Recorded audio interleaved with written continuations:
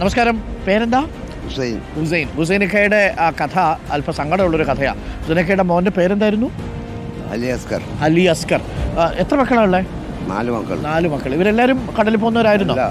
3 പെൺകുട്ടികൾ. 3 പെൺകുട്ടികൾ. അലി അസ്കർ മാത്രമാണ് ആൺകുട്ടി. ആൺകുട്ടി അല്ലേ? 3 വർഷമായോ? 3 വർഷം കഴിഞ്ഞ്. 3 വർഷം കഴിഞ്ഞ്. ഇത് എവിടുന്നാ പോയത്? ഇവിടുന്ന് തന്നെയാണോ പോയത്? കൊച്ചി നേരം ഒരു പോകുന്നത്. ഇവിടുന്ന് പണിക്ക് പോയത്. കൊച്ചി നേരം വെച്ച അപകടം ഉണ്ടായത്. അതായത് കടലിൽ മീൻ പിടിക്കാൻ പോയത് അല്ലേ? മീൻ എത്ര വർഷമായി? 3 വർഷം. 3 വർഷമായി. ഇദ്ദേഹത്തിന്റെ മകൻ മത്സ്യത്തൊഴിലാളിയായിരുന്നു അലി അസ്കർ. അദ്ദേഹം കടലിൽ പോയതാണ് മീൻ പിടിക്കാൻ. തിരിച്ചു വന്നിട്ടില്ല. അതിലൊരു ഇല്ലാത്ത സങ്കടമുണ്ട്. കുറെ കാത്തിരുന്നു അല്ലേ? കുറെ കാത്തിരുന്നു. എവിടെ എങ്ങോട്ട് പോയി എന്നറിയില്ല. അറിയില്ല. ഉമ്മയുണ്ടോ വീട്ടില്?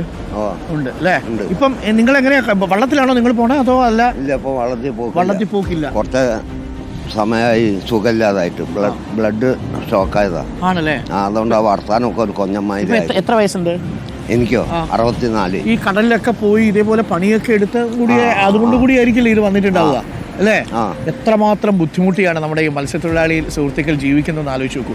ഇപ്പോൾ അദ്ദേഹത്തിന് ചെറിയൊരു ഈ തലച്ചോറിൽ രക്തത്തിൻ്റെ പ്രവാഹത്തിൻ്റെ ഓട്ടത്തിന് വേഗത കുറവാണ്. അപ്പോൾ അതുകൊണ്ടാണ് അദ്ദേഹത്തിന് ചെറിയൊരു ബുദ്ധിമുട്ടുള്ളത്. പക്ഷേ നോക്കൂ, മകൻ നഷ്ടപ്പെട്ടു. പക്ഷേ ഇപ്പോഴും കടലിനോട് പോരാടിയും കടലിനോട് ചേർന്നും ഒക്കെ ജീവിക്കുന്ന മനുഷ്യരാണ് അലി അസ്കറിനെ പോലെയുള്ള മനുഷ്യർ. സർക്കാരിൻ്റെ ആനുകൂല്യങ്ങൾ എന്തെങ്കിലുമൊക്കെ കിട്ടുന്നുണ്ടോ? ഒന്നും കിട്ടിയിട്ടില്ല. മകൻ കാണാതെ പോയിട്ട് ഒന്നും കിട്ടിയിട്ടില്ല. യഥാർത്ഥത്തിൽ അതൊക്കെ ശരിക്കും പറഞ്ഞാൽ സർക്കാർ ചെയ്തു കൊടുക്കേണ്ടതല്ലേ? ഒരു മകനെ നഷ്ടപ്പെട്ടാൽ, നമുക്കൊരു ദുരന്തത്തിലൊരു മകനെ നഷ്ടപ്പെട്ടാലോ അല്ലെങ്കിൽ ഒരു അംഗത്തിനെ നഷ്ടപ്പെട്ടാലോ നഷ്ടപരിഹാരം കിട്ടും. കടലിൽ പോയി മത്സ്യത്തൊഴിലാളി നഷ്ടപ്പെട്ട ആര് നഷ്ടപരിഹാരം കൊടുക്കും അല്ലേ? ഒരു മകനെ നമുക്കൊരിക്കലും ഒരു പരിഹാരമില്ല നഷ്ടപ്പെടലിന്. പക്ഷേ എങ്കിൽ പോലും അത്തരത്തിലുള്ള ഇടപെടലുകൾ ഉണ്ടാവുന്നില്ല. ഇപ്പോൾ ജീവിതം വലിയ ബുദ്ധിമുട്ടിലാണ്. ഇപ്പോൾ ഉള്ളത് വീട്ടിലാരാ? മക്കളും 3 പെൺകുട്ടികളുണ്ട്. 3 പെൺകുട്ടികളുണ്ട്. ഭാര്യയുണ്ട്. കടലിൽ പോയില്ലെങ്കിൽ അന്ന് പട്ടിണിയാ. അതാണ് അവസ്ഥ. അതാണ് ഇവിടുത്തെ മനുഷ്യരുടെ ഒക്കെ കഥ എന്ന് പറയുന്നത്. സങ്കടപ്പെടുത്തുന്ന കഥകളാണ്. ഇയാളുടെ ഈ വിഷയം കടലുമായിട്ട് ബന്ധപ്പെട്ട് എന്തെങ്കിലും സംഭവിച്ചു കഴിഞ്ഞാൽ നിയമക്കുരുക്കൊണ്ട് അത് ആ നഷ്ടപ്പെട്ടവർക്ക് ഒന്നും കിട്ടിയിട്ടില്ല. അത് അത് ഇയാളുടെ ഈ ഒരു കാര്യത്തിന് ഞാൻ സി ആയിട്ട് ഇടപെട്ട് നമുക്ക് ആ വിഷയത്തിൽ ഇടപെടാം. ഇനി അതിനകത്ത് എന്തെങ്കിലും ചെയ്യാൻ സാധിക്കുന്നു.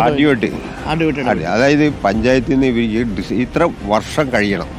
ആ വർഷം കഴിയുമ്പോൾ ആളവിടെ ഇല്ല എന്നുള്ളത് ഉറപ്പ് വരുത്തണം. അതാണ് അതിനാലും നമുക്ക് കൂടി ഇടപെടാം. 7 വർഷം കഴിഞ്ഞാൽ 7 വർഷം കിട്ടുള്ളൂ. 7 വർഷം കഴിയുമ്പോൾ 7 വർഷം കഴിയുമ്പോഴേക്ക് പിന്നെ ഈ ഭൂമിയിൽ എത്ര പേര് ബാക്കി ഉണ്ടാവും ആർക്കറിയാം.